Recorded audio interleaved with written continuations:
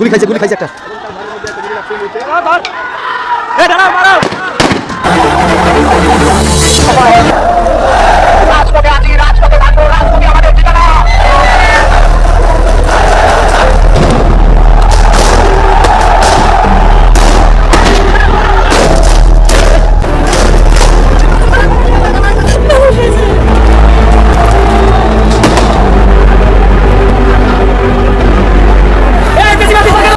আরো টিং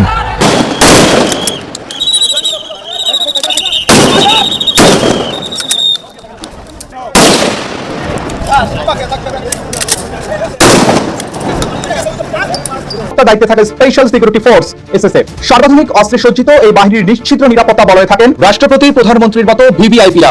সদ্য সাবেক প্রধানমন্ত্রী শেখ হাসিনার আবাসস্থল গণভবনের চারপাশে এসএসএফ এর নিরাপত্তা প্রাচীর এতটাই শক্ত ও জালের মতো সূক্ষ্ম ছিল যে পিঁপড়া বের হওয়া ছিল ভীষণ কঠিন। অথচ গণভবনের এই শক্ত নিরাপত্তা বলয়ে গত 5 আগস্ট এসএসএফ নিজেই হয়ে যায় অসহায়, অনিরাপদ।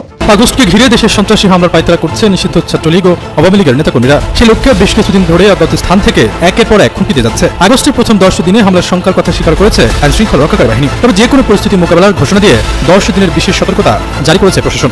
শেষ পর্যন্ত বাংলাদেশের রাষ্ট্রপতিও আওয়ামী লীগের পক্ষে থাকতে পারলেন না। আওয়ামী লীগের বিপক্ষে তার অবস্থানটা একেবারে স্পষ্ট করতে বাধ্য হলেন, কিংবা স্পষ্ট করলেন নিজের বাঁচার পথ সুগম করতে। বাংলাদেশের রাষ্ট্রপতি মোহাম্মদ শাহাবুদ্দিন চপ্পু এই রাষ্ট্রপতি নিয়োগ সময় থেকেই ব্যাপক আলোচিত। তিনি যে রাষ্ট্রপতি হচ্ছেন এটা অনেকেই ধারণা বাইরে ছিল, এবং আমরাও আমাদের ব্যর্থতা স্বীকার করি। যে কোনো প্রেডিকশন বাদ দিয়ে আওয়ামী লীগের সভাপতি সাবেক প্রধানমন্ত্রী শেখ হাসিনা মোহাম্মদ শাহাবুদ্দিনকে চয়েস করেছিলেন।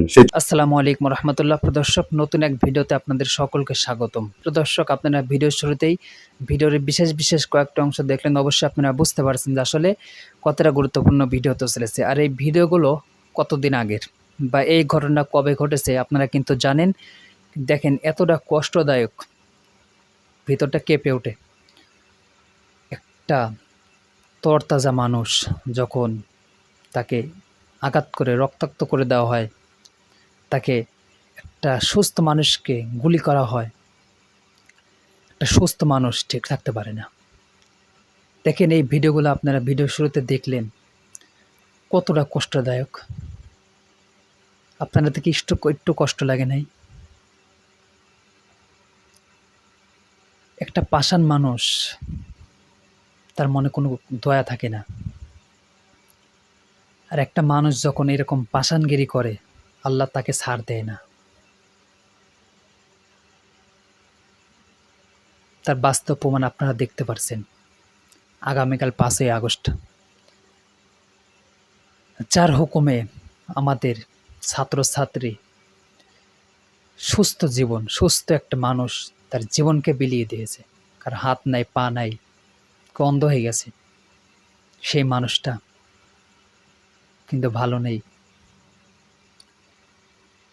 সেই মানুষগুলো ভালো নেই। যে ভালো থাকতে চেয়েছিল সে আর দেশেই নেই, দেশ থেকে পালিয়ে অন্য রাষ্ট্রে আছে। প্রদর্শক, আগামীকাল 5ই আগস্ট কী ঘটে চলেছে বা কী ঘটবে, কয়েকটি বিশ্লেষকের আলোচনা নিয়ে হাজির হয়েছি। আপনারা সকল বিশ্লেষকের আলোচনাগুলো মন দিয়ে শুনবেন, তাহলে আপনারা অনেক কিছু জানতে পারবেন।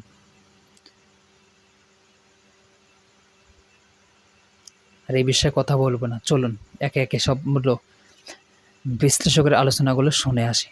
রাষ্ট্রপতি একটি বাণী দিবেন আগামীকালকে, যেটা আনুষ্ঠানিকভাবে ঘোষণার আগেই আজকে গণমাধ্যমে সেটা প্রকাশিত হয়ে গেছে। কিভাবে প্রকাশিত হলো সেটা হয়তো অনেক গবেষণার ব্যাপার, কিংবা যে কোনো কারণেই সরকারের ভেতর থেকেই কেউ হয়তো এটা প্রকাশ করে দিয়েছে যে এটা নিয়ে আলোচনা শুরু হোক, যে রাষ্ট্রপতি এক ধরনের ডিগবাজি খেয়েছেন, এক ধরনের পোল্টি নিয়েছেন আওয়ামী লীগের সঙ্গে, আওয়ামী লীগের শেষ ভরসার জায়গাটাও শেষ হয়ে গেল। এই আলোচনাটা ছড়িয়ে দিতেই হয়তো এই কৌশলটা অবলম্বন করা হতে পারে। কি বললেন তিনি তার বাণীতে, সেখানে বাংলা ট্রিবিউন এটা নিয়ে শিরোনাম করেছে। শিরোনামটা দেখে নিতে পারেন আপনারা। সেখানে বলা হচ্ছে, ফ্যাসিবাদী অপশাসনের বিরুদ্ধে 5 আগস্ট চূড়ান্ত বিজয় রাষ্ট্রপতি মোহাম্মদ শাহাবুদ্দিন আহমেদ ঐতিহাসিক জুলাই অভ্যুত্থান দিবস মঙ্গলবার, সেই উপলক্ষে ভাষণ দেবেন। সেটাই সেখানে বলা হয়েছে যে ফ্যাসিবাদী অপশাসনের বিরুদ্ধে ছাত্র শ্রমিক জনতা সম্মিলিত প্রতিরোধ গড়ে তোলে 2024 সালের এই দিনে চূড়ান্ত বিজয় অর্জন করে। ঐতিহাসিক এই অর্জনের বর্ষপূর্তি উপলক্ষে আমি দেশের মুক্তিগামী ছাত্র জনতাকে জানাই আন্তর্জাতিক শুভেচ্ছা ও অভিনন্দন। বলেছেন, আমি গভীর শ্রদ্ধায় স্মরণ করি জুলাই অভ্যুত্থানের সব শহীদকে যারা দেশকে স্বৈরাচার মুক্ত করতে গিয়ে সর্বোচ্চ ত্যাগ স্বীকার করেছেন। আমি তাদের আত্মার মাগফিরাত কামনা করি। এই গণ অভ্যুত্থানে আহত পঙ্গুত্ব বরণ করা ও দৃষ্টিশক্তি হারানো বীর জুলাই যোদ্ধাদের ত্যাগ ও অবদানকে আমি শ্রদ্ধা ভরে স্মরণ করি। জুলাই গণ অভ্যুত্থানে শহীদদের পরিবার ও আহতদের জন্য ন্যায় বিচার নিশ্চিত করা রাষ্ট্রের পবিত্র দায়িত্ব। এই দায়িত্ব পালনে রাষ্ট্র অঙ্গীকারাবদ্ধ। তিনি আরও বলেছেন, জুলাই গণ অভ্যুত্থান ছিল দীর্ঘদিনের বঞ্চনা, দুঃশাসন, দুর্নীতি, লুটপাট, গুম, খুন, অপহরণ, ভোটাধিকার হরণ সহ সব ধরনের অত্যাচার নিপীড়নের বিরুদ্ধে তরুণ প্রজন্ম ও আপামর জনতার ক্ষোভের বিস্ফোরণ। অর্থাৎ শেখ হাসিনার শাসনামলকে তিনি চরম দুঃশাসন হিসেবে আখ্যা দিচ্ছেন। এই বৈষম্যমূলক ফ্যাসিবাদী ব্যবস্থা বিলোপ করে গণতন্ত্র পুনঃপ্রতিষ্ঠা, জনগণের ক্ষমতায়ন এবং মত প্রকাশের স্বাধীনতাকে সুনিশ্চিত করাই ছিল এর মূল লক্ষ্য। একটি সুখী সমৃদ্ধ বাংলাদেশ গড়ে তুলতে ফ্যাসিবাদের মূলোৎপাটন করে জুলাইয়ের চেতনার পরিপূর্ণ বাস্তবায়ন করতে হবে। জুলাই গণ অভ্যুত্থান পরবর্তী সময়ে রাষ্ট্র একটি ব্যাপক সংস্কার প্রক্রিয়ার মধ্য দিয়ে অগ্রসর হচ্ছে। আর সংস্কারের প্রসঙ্গও তিনি এনেছেন। এই সংস্কারের মধ্য দিয়ে গণ অভ্যুত্থানের আশা আকাঙ্ক্ষা প্রতিফলিত হবে। প্রকৃত গণতান্ত্রিক উত্তরণের মধ্য দিয়ে গড়ে উঠবে একটি ন্যায় ও সাম্যভিত্তিক নতুন বাংলাদেশ। এ আমার একান্ত প্রত্যাশা। আমি জুলাই গণ অভ্যুত্থান দিবস উপলক্ষে নেওয়া সব কর্মসূচির সাফল্য কামনা করি। সংস্কারের প্রসঙ্গ যখন বলেছেন তখন প্রফেসর ইউনূসের প্রসঙ্গটা কেন বাদ দিলেন, এটাও একটা প্রশ্ন হতে পারে। তিনি এটাও তো বলতে পারেন যে প্রফেসর ইউনূসের নেতৃত্বে দেশ এগিয়ে যাচ্ছে এবং তার নেতৃত্বে দেশকে আপনারা এগিয়ে নিয়ে যান, তাহলে ব্যাপারটা 16 কলা পূর্ণ হতো। এখন রাষ্ট্রপতি যে বাণীটা দিবেন বলে বাংলা ট্রিবিউন বলছেন যে এই বাণীটা আগামীকালকে প্রকাশিত হবে, তার বাণী হিসেবে আসবে। এটা যদি সত্য হয়, তাদের এই ইনফরমেশন যদি সত্য হয় এবং লেখা যদি সত্য হয়, তাহলে কি মনে হয় রাষ্ট্রপতি এটা নিজে লিখেছেন কিংবা রাষ্ট্রপতি কার্যালয় থেকে এটা লেখা হয়েছে?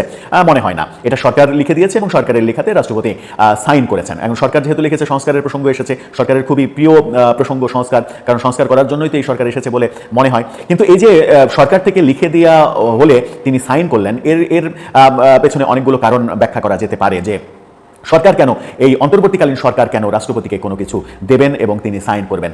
অন্তর্বর্তীকালীন সরকার, এই উপদেষ্টা পরিষদ, প্রধান উপদেষ্টা, তারা তো মূলত রাষ্ট্রপতির উপদেষ্টা, তারা রাষ্ট্রপতিকে উপদেশ দেবেন। অর্থাৎ দেশের অন্তর্বর্তীকালীন কিংবা তত্ত্বাবধায়ক সরকার শাসনামলে দেশ মূলত রাষ্ট্রপতিই চালান। তার উপদেষ্টা হিসেবে উপদেষ্টা পরিষদ গঠন করা হয়, যে বিভিন্ন সেক্টরে বিভিন্ন মন্ত্রণালয়ে তারা উপদেশ দেবেন, বিভিন্ন কার্যক্রম করবেন। তাহলে এই সরকারের আসলে ওই ক্ষমতা থাকার কথা নয় যে রাষ্ট্রপতিকে একটা লিখে দেবে, রাষ্ট্রপতি সেখানে সাইন করবে, যেটা প্রধানমন্ত্রীর বেলায় প্রযোজ্য। কিন্তু সেই নিয়ম কিংবা নিয়মের বালাই এই সরকারের আমলে আলোচিত হওয়ার কি কোনো কারণ রয়েছে? আমরা এই সরকারকে প্রচণ্ড প্রতাপশালী এবং ক্ষমতাশালী সরকার হিসেবে দেখছি। যদিও 106 সংবিধানের 106 অনুচ্ছেদ অনুযায়ী, রেফারেন্স অনুযায়ী যে উপদেষ্টা পরিষদ, উপদেষ্টা নিয়োগ এবং প্রধান উপদেষ্টা নিয়োগের রেফারেন্স রয়েছে, সেখানে সরকার গঠনের রেফারেন্স কিংবা এই সরকার অনেক বেশি শক্তিশালী হবে, এই সরকার রুটিন ওয়ার্কের বাইরে হাজারো কর্মকাণ্ড করবে, এরকম কোনো কিছু কিন্তু রেফারেন্সে ছিল না। কিন্তু বাস্তবতা আমরা অন্যটা দেখছি। আবার আরেকটা ব্যাপার আলোচনায় আসতে পারে যে সরকার যখন লিখে দিলেন তখন তিনি সাইন নাও করতে পারতেন। সাইন না করলে কি হতো? সাইন না করলে যেটা হতো সেটা হচ্ছে যে এখন অনেকটা তিনি যে গৃহবন্দীর মতো অবস্থায় রয়েছেন, তাকে সব কিছু থেকে এক ধরনের দূরে রাখা হয়েছে। প্রধান উপদেষ্টা কিংবা উপদেষ্টা পরিষদের কেউ তার সঙ্গে সাক্ষাৎ করেন না, কথা বলেন না। শুধুমাত্র একজন রাষ্ট্রপতি পদটা থাকা দরকার, সেই সাংবিধানিক শূন্যতা যেন তৈরি না হয় এই কারণেই রাখা হয়েছে। এটা ব্যাপকভাবে আলোচিত। সেই প্রেক্ষাপটে তিনি যদি সইটা না করতেন তাহলে দুটো ঘটনা ঘটতে পারত। একটা, তিনি সই না করে পদত্যাগ করতে পারতেন, আর পদত্যাগ করলে সাথে সাথে তিনি অ্যারেস্ট হতেন ফ্যাসিবাদের দোষর হিসেবে, এবং তিনি বিচারের মুখোমুখি হতেন এবং তারও যাবজ্জীবন কারাদণ্ড কিংবা ফাঁসির ঘটনা ঘটতে পারত। সেই ভয়টা নিশ্চয়ই তার কাজে, মানে তার মাথায় কাজ করেছে। আরেকটা ঘটনা ঘটতে পারতো, সেটা হচ্ছে যে এই ইস্যুটাকে পাবলিক করে দেওয়া হতো। পাবলিক করে দিলে যেটা হতো সেটা হচ্ছে যে এনসিপি সহ তাদের কাছের মানুষ যারা মনে করে যে এই রাষ্ট্রপতিকে সরিয়ে দেওয়া উচিত, তারা আবার ব্যাপকভাবে দাবি তুলত যে রাষ্ট্রপতিকে সরিয়ে দিতে হবে। আর একটা গণভবনের দিকে একটা মব ধেয়ে যেত এবং তাকে সরিয়ে দেওয়ার বন্দোবস্ত করা হতো। তাকে হয়তো বঙ্গভবন থেকেই অ্যারেস্ট করার ঘটনা ঘটতে পারত, অনেক কিছুই ঘটতে পারত। সেই অনেক কিছুর ফ্যাসাদের মধ্যে হয়তো তিনি যেতে চাননি, টিকে থাকার জন্যই এই কাজটা করেছেন। এটা হতে পারে যে তিনি টিকে থাকার জন্য কাজটা করেছেন, জীবন বাঁচানোর জন্য তিনি এই কাজটা করেছেন। আবার আরেকটা হতে পারে যে তিনি হয়তো উপলব্ধি করেছেন যে পরিস্থিতির মধ্য দিয়ে শেখ হাসিনা সরকারের পতন হয়েছে, সেই পরিস্থিতির পরে আদতে শেখ হাসিনা সরকারের পক্ষে অবস্থান নেওয়াটা যৌক্তিক হবে না, বরং এই সরকারের পক্ষে অবস্থান নেওয়া, ছাত্র জনতার পক্ষে অবস্থান নেওয়া এবং তাদের মধ্যে মিশে যেয়ে তাদের সঙ্গে কাঁধে কাঁধ মিলিয়ে কাজ করাটাই এখন যৌক্তিক মনে করছেন তিনি। এবং শেখ হাসিনার সঙ্গে এক ধরনের পোর্টি নেওয়া, শেখ হাসিনার নিয়োগ, তাতে কি হয়েছে? তিনি হয়তো মনে করছেন যে শেখ হাসিনা আসলে ভুল করেছেন, শেখ হাসিনা অপরাধ করেছেন, সুতরাং সেই অপরাধের বিরুদ্ধে আমার অবস্থান নেওয়া উচিত। যেমন অবস্থান নিয়েছেন শেখ হাসিনার নিয়োগকৃত সাবেক আইজিপি চৌধুরী আব্দুল্লাহ আল মামুন। তিনি কিন্তু কোর্টে শেখ হাসিনার বিরুদ্ধে রাজ সাক্ষী হয়েছেন। শেখ হাসিনার বিরুদ্ধে যত মামলা চলছে এবং মামলাগুলো যেভাবে এগোচ্ছে, তাতে এই আব্দুল্লাহ আল মামুনের রাজ সাক্ষী হওয়াটা অনেক বেশি প্রভাবক ভূমিকা পালন করবে। এবং আব্দুল্লাহ আল মামুনের ক্ষেত্রেও কিন্তু একই ব্যাপার আলোচিত হয়েছে। দুটো ব্যাপার সেখানে থাকতে পারে। এক, তাকে বাধ্য করা হয়েছে রাজসাক্ষী হতে, অথবা তিনি নিজেই উপলব্ধি করেছেন যে তার জীবন বাঁচাতে, নিজেকে সেভ করতে, পরিবারের জন্য তার এখন এই সিদ্ধান্ত নেওয়াই উচিত। শেখ হাসিনার সরকারের আমলে যেটা তিনি তার সাক্ষ্যতে, জবানবন্দিতে বলেছেন যে তার সময়ে অনেক ভুল ছিল, যে ভুলগুলোর তিনি প্রতিবাদ করেছেন, লিথাল ওয়েপন ব্যবহার করার বিরুদ্ধে তিনি অবস্থান নিয়েছেন, কিন্তু স্বরাষ্ট্রমন্ত্রী শোনেননি, তার মতের বিরুদ্ধে কাজগুলো হয়েছে। এক ধরনের সাক্ষ্য কিন্তু তিনি দিয়েই দিয়েছেন, শেখ হাসিনা সরকারের বিরুদ্ধে যা কিছু বলার বলে দিয়েছেন। এখন রাষ্ট্রপতির এই অবস্থানটাও কিন্তু শেখ হাসিনার সরকারের যে নৈতিক অবস্থান, সেই নৈতিক অবস্থানটাকে নড়বড়ে করে দিল। তার মানে কি এটাই প্রমাণিত হচ্ছে যে শেখ হাসিনা বিভিন্ন জায়গায় যাদেরকে বসিয়েছিলেন তারা একে একে এভাবেই বিশ্বাসভঙ্গ করবেন এবং তার বিরুদ্ধে অবস্থান নেবেন। বাংলাদেশের রাষ্ট্রপতি মোহাম্মদ শাহাবুদ্দিন চপ্পু এই রাষ্ট্রপতি নিয়োগ সময় থেকেই ব্যাপক আলোচিত। তিনি যে রাষ্ট্রপতি হচ্ছেন এটা অনেকেই ধারণার বাইরে ছিল, এবং আমরাও আমাদের ব্যর্থতা স্বীকার করি। যে কোনো প্রেডিকশন বাদ দিয়েই আওয়ামী লীগের সভাপতি সাবেক প্রধানমন্ত্রী শেখ হাসিনা মোহাম্মদ শাহাবুদ্দিনকে চয়েস করেছিলেন। সেই চয়েসে যারা ব্যক্তিগতভাবে মোহাম্মদ শাহাবুদ্দিনকে চেনেন তারা তাদের ব্যক্তিগত পরিচয় থেকে তাকে বিবেচনা করেন।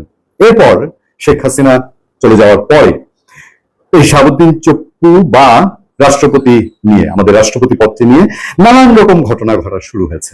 কত কি কাণ্ড কারখানা। এই সরকার, যেই কাঠামোটা, যে অন্তর্বর্তীকালীন সরকার আমাদের সংবিধানে কোথাও নাই, মানে কার্যত একটা অবৈধ সরকার বললেও সেটার মধ্যে অন্যায় বা দোষের কিছু নয়। এটাকে বৈধতা দিতে হলে পরবর্তী সংসদে গিয়ে বা পরবর্তীতে যারা রাষ্ট্র ক্ষমতায় আসবে তাদেরকে জনগণের ম্যান্ডেট নিয়ে তাকে বৈধতা দিতে হবে।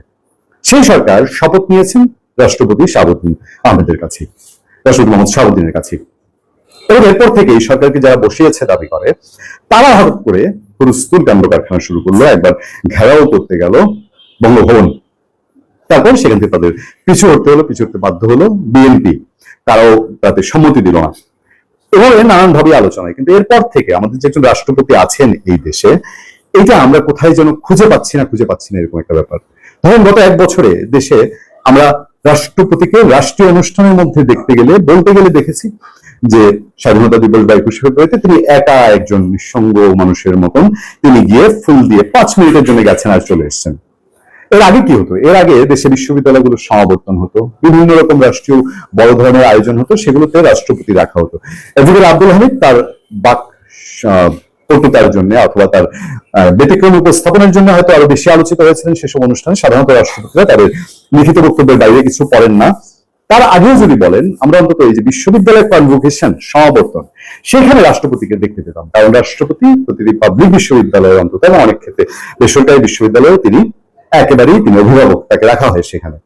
এগত এক বছর আমাদের কোনো সমাবর্তন নাই না, এরকম অবস্থায় সমাবর্তন থাকলে রাষ্ট্রপতি আমরা দেখতাম। আরো তো ছেলে পড়াশোনায় আছে কিনা, প্রাইভেট বিশ্ববিদ্যালয় বা পাবলিক বিশ্ববিদ্যালয়ে পড়া মানেই তো দুদিন বাদে উপদেষ্টা হবে, দুদিন বাদে সমন্বয় ভাইয়া চাঁদাবাজি হবে, হ্যাঁ চাঁদাবাজ হবে। তো তারা এখন ছাত্রদের, মানে ছাত্র নামধারী যারা কিছু আছে প্রাইভেটে দেখা যায়, সত্যিকারের ছাত্ররা পড়াশোনা নিয়ে বসে গেছে, কিন্তু এর বাইরে যারা আছে তারা তো চাঁদাবাজিতে মশগুল। তারা দেশ নিয়ে দেখবেন যে ফেসবুক ভাসিয়ে ফেলছে সমন্বয়ক নামের যে কয়েকজন আছে দেশে, চলো ঢাকায় চলো, জুলাই ঘোষণা হবে। ওরে বাপ রে বাপ, জুলাই ঘোষণা, কি ঘোষণা হবে? আপনার ওয়ার্ল্ড কাপ ফুটবল দেখার জন্য বাংলাদেশের মানুষের একটা আগ্রহ আছে। ঢাকায় কি ওয়ার্ল্ড কাপ ফুটবল হচ্ছে? আচ্ছা, গ্রামে গঞ্জে কোথাও শুনেছেন একটা বিরাট ভাইব্রেশন, একটা ঈদের ভাব, হ্যাঁ, যে চলো চলো ঈদগাহ চলো, চলো চলো মার্কিন অ্যাভিনিউ চলো, প্রধান উপদেষ্টা ডক্টর মোহাম্মদ ইউনূস তিনি ঘোষণাপত্র পাঠ করবেন, এটা যে কানে শুনবো আমি ইতিহাসের পার্ট হবো। কারোর মধ্যে মিনিমাম এই ধরনের কোন আগ্রহ দেখেছেন? 16টা ট্রেন বরাদ্দ করেছে সরকার, নিজের পকেট থেকে টাকা দিচ্ছে, কোটি টাকা খরচ করে চিন্মূর্তি সন্ধান কেন্দ্র অনুষ্ঠান করছে। তার চেয়েও আমি আজ যাচ্ছিলাম সংসদ ভবনের সামনে দিয়ে, বিশাল রাস্তার এক পাশ বন্ধ করে মঞ্চ হয়েছে, আরো কোটি টাকার যোগ্য, আড়ালে জানি না কত কোটি টাকার যোগ্য। সেই সময় রাষ্ট্রপতি মোহাম্মদ শাহাবুদ্দিন তিনি আলোচিত হয়েছেন। কেন আলোচিত হয়েছেন আমি একটু জানি এবং জানার চেষ্টা করি, আপনাদেরকে জানাই। আপনারা যারা অলরেডি জেনে গেছেন, সারা দেশে এটা একটা আলোচিত বিষয়। তাহলে কি শেখ হাসিনার সাথে রাষ্ট্রপতি বিদ্রোহ করেছেন? অনেকে এরকম প্রশ্ন করছেন না? আমি যাবো সেই আলোচনায় যাওয়ার একটা সুযোগ দেন। সোশ্যাল মিডিয়া ছড়িয়ে গিয়েছিল অনেক আগেই রাষ্ট্রপতির এই যে আমি কথিত বলতে চাই না, কারণ রাষ্ট্রপতির বিবৃতি তো, সে বিবৃতি ছড়িয়ে পড়েছে, লিক হয়ে গেছে বলা যায় সোজা বাংলায়। সেখানে কি বলা হচ্ছে? রাষ্ট্রপতি মোহাম্মদ শাহাবুদ্দিন চুপ্পু বলেছেন, জুলাই গণঅভ্যুত্থান ছিল বৈষম্যমূলক রাষ্ট্র ব্যবস্থা ও ফ্যাসিবাদী অপশাসনের বিরুদ্ধে ছাত্র শ্রমিক জনতার সম্মিলিত প্রতিরোধ। তিনি বলেন, জুলাই গণঅভ্যুত্থান ছিল দীর্ঘদিনের বঞ্চনা, দুঃশাসন, দুর্নীতি, লুটপাট, গুম, খুন, অপহরণ, ভোটাধিকার হরণ সহ সব ধরনের অত্যাচার নিপীড়নের বিরুদ্ধে তরুণ প্রজন্ম আপামর জনতার ক্ষোভের বিস্ফোরণ। রাষ্ট্রপতি মোহাম্মদ শাহাবুদ্দিন চুপ্পু তিনি বলছেন, এই বৈষম্যমূলক ফ্যাসিবাদী ব্যবস্থা বিলুপ করে গণতন্ত্র পুনঃপ্রতিষ্ঠা, জনগণের ক্ষমতায়ন এবং মত প্রকাশের স্বাধীনতাকে সুনিশ্চিত করাই ছিল জুলাই অভ্যুত্থানের মূল লক্ষ্য। একটি সুখী সমৃদ্ধ বাংলাদেশ গড়ে তুলতে ফ্যাসিবাদের মূলোৎপাটন করে জুলাই চেতনার পরিপূর্ণ বাস্তবায়ন করতে হবে। 5 আগস্ট ঐতিহাসিক জুলাই গণঅভ্যুত্থান দিবস উপলক্ষে সোমবার দেয়া এক বাণীতে তিনি এই কথা বলেন। জানা দরকার, ইতিহাসের পার্ট এগুলো, একদিন বের হয়ে আসবে অনেক কিছু। দেশের মুক্তিকামী ছাত্র জনতাকে আন্তরিক শুভেচ্ছা ও অভিনন্দন জানিয়েছেন রাষ্ট্রপতি। আরেকটু জেনে রাখি, আপনারা আমার যে কোনো সময় কাজে লাগতে পারে। বাণীতে রাষ্ট্রপতি শাহাবুদ্দিন বলেন, আজ ঐতিহাসিক জুলাই গণঅভ্যুত্থান দিবস বৈষম্যমূলক রাষ্ট্র ব্যবস্থা ও ফ্যাসিবাদী অপশাসনের বিরুদ্ধে ছাত্র শ্রমিক জনতা সম্মিলিত প্রতিরোধ গড়ে তুলে 24 সালের আজকের এই দিনে চূড়ান্ত বিজয় অর্জন করে ঐতিহাসিক অর্জনের বর্ষপূর্তি উপলক্ষে আমি দেশের মুক্তিকামী ছাত্র জনতাকে জানাই আন্তরিক শুভেচ্ছা অভিনন্দন। আরো আছে, সেগুলো আপনারা পাঠ করে নেবেন। আমি এত লম্বা পাঠে নাই বা গেলাম।